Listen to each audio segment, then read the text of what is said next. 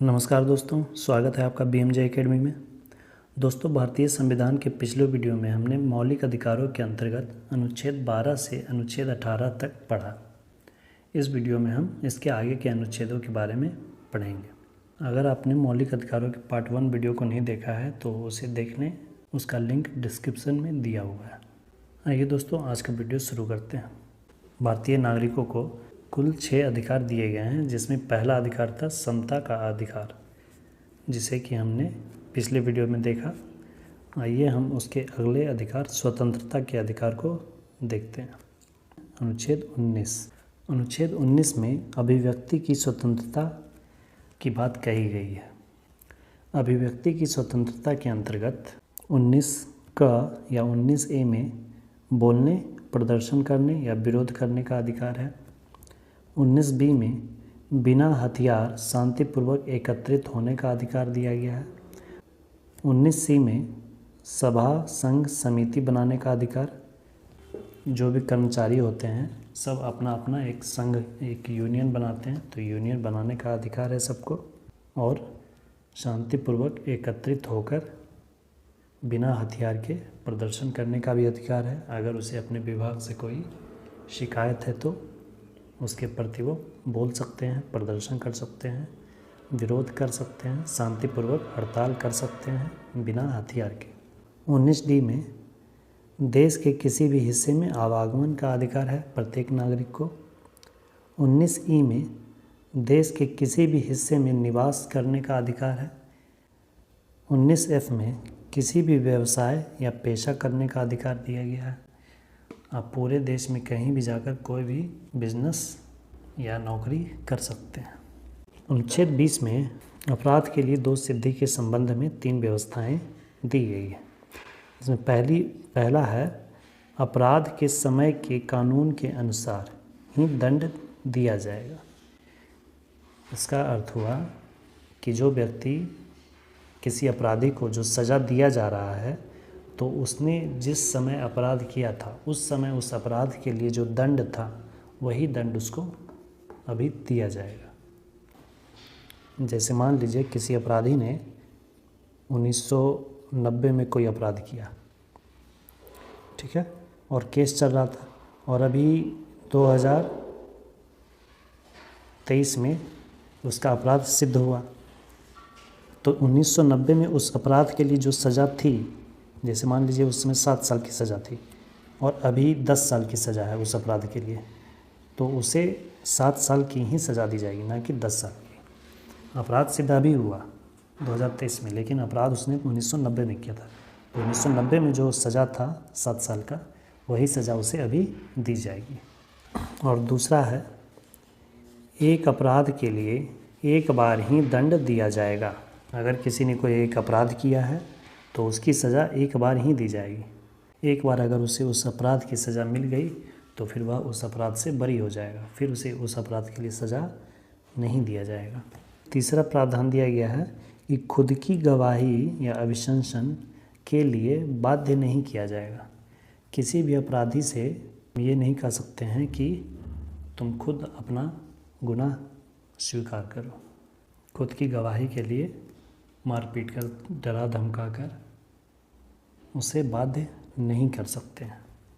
Police अगर किसी को डरा धमका कर किसी भी तरह से अगर कुछ स्वीकार करवा लेती है तो वह कोर्ट में उसे मान्यता नहीं दी जाती है। उसका कारण यही है क्योंकि खुद की गवाही के लिए बाध्य नहीं किया जा सकता। अगला अनुच्छेद है 21, प्राण एवं दैहिक स्वतंत्रता। दैहिक स्वतंत्रता का अर्थ हुआ निजता। प्रत्येक व्यक्ति की अपनी निजी लाइफ है, अपना निजी जीवन है, प्राइवेसी है। प्रत्येक व्यक्ति को जीवन जीने का अधिकार और निजता का अधिकार दिया गया है अनुच्छेद 21 के अंतर्गत।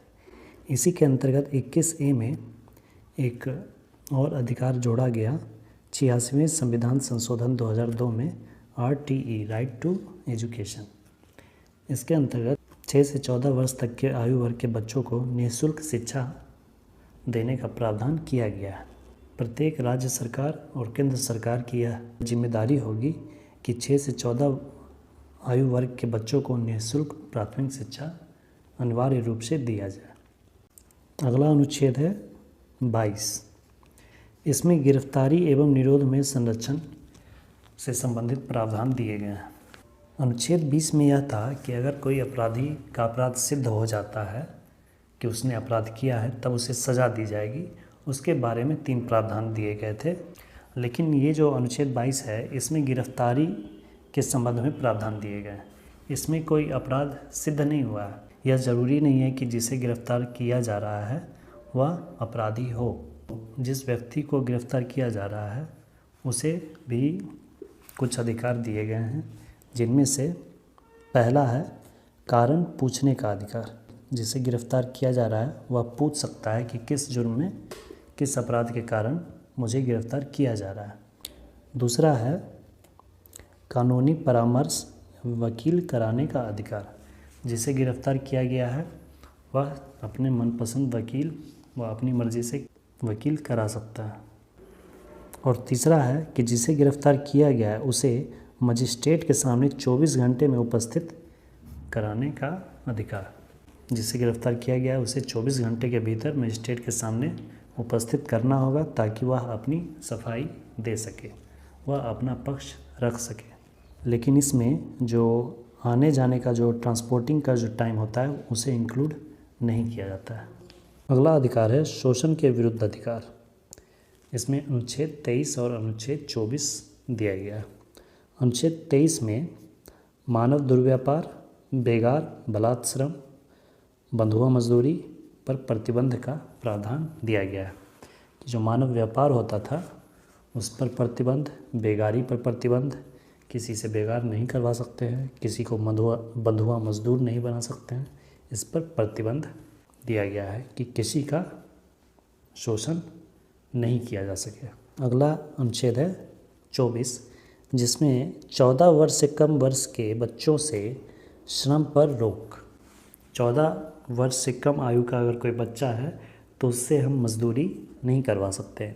बाल श्रम संशोधन अधिनियम 2016 द्वारा बाल श्रम अधिनियम 1986 का नाम बदलकर बाल एवं किशोर श्रम निषेध एवं विनियमन अधिनियम 1986 कर दिया गया है।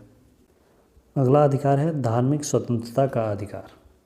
अनुच्छेद 25 से लेकर अनुच्छेद 28 तक। अनुच्छेद 25 में यह वर्णन किया गया है कि कोई भी भारतीय नागरिक किसी भी धर्म को अपनाने, अंतःकरण, आचरण और प्रचार करने की स्वतंत्रता दी गई है। कोई भी व्यक्ति किसी भी धर्म को अपना सकता है, उसका अंतःकरण कर सकता है, उसका प्रचार प्रसार कर सकता है। अनुच्छेद 26 में यह प्रावधान दिया गया है कि धार्मिक कार्यों के प्रबंधन की स्वतंत्रता। कोई भी धार्मिक कार्य, कोई भी भारतीय नागरिक कोई भी धार्मिक कार्य कर सकता है। अनुच्छेद 27 में किसी भी धर्म या धार्मिक संप्रदाय की अभिवृद्धि या पोषण में व्यय करने की स्वतंत्रता। इसी में अगला अनुच्छेद है अनुच्छेद 28। इसमें धार्मिक शिक्षा, उपासना, अनुष्ठान में भाग लेने की स्वतंत्रता का अधिकार दिया गया है। अगला अधिकार है संस्कृति एवं शिक्षा संबंधी अधिकार, जो कि अनुच्छेद 29 और अनुच्छेद 30 में दिया गया है। यह केवल SC ST के लिए यह अधिकार दिया गया है, अल्पसंख्यकों के लिए। अनुच्छेद 29 में अल्पसंख्यकों के हितों का संरक्षण। अल्पसंख्यकों के हितों के संरक्षण के लिए जो भी अधिकार होने चाहिए उसका प्रावधान अनुच्छेद 29 में किया गया। और अनुच्छेद 30 में शिक्षण संस्थानों की स्थापना और प्रशासन करने का अल्पसंख्यक वर्गों का अधिकार का प्रावधान दिया गया। इस वीडियो में दोस्तों इतना ही। इसके अगले पार्ट में हम बाकी के अनुच्छेदों के बारे में पढ़ेंगे, जिसमें कि एक महत्वपूर्ण अनुच्छेद है संवैधानिक उपचारों का अधिकार, अनुच्छेद 32। इसके साथ ही सुप्रीम कोर्ट और हाई कोर्ट जो रीट जारी करते हैं उसके बारे में भी हम अगले वीडियो में देखेंगे। वीडियो को अंत तक देखने के लिए दोस्तों धन्यवाद। जय हिंद।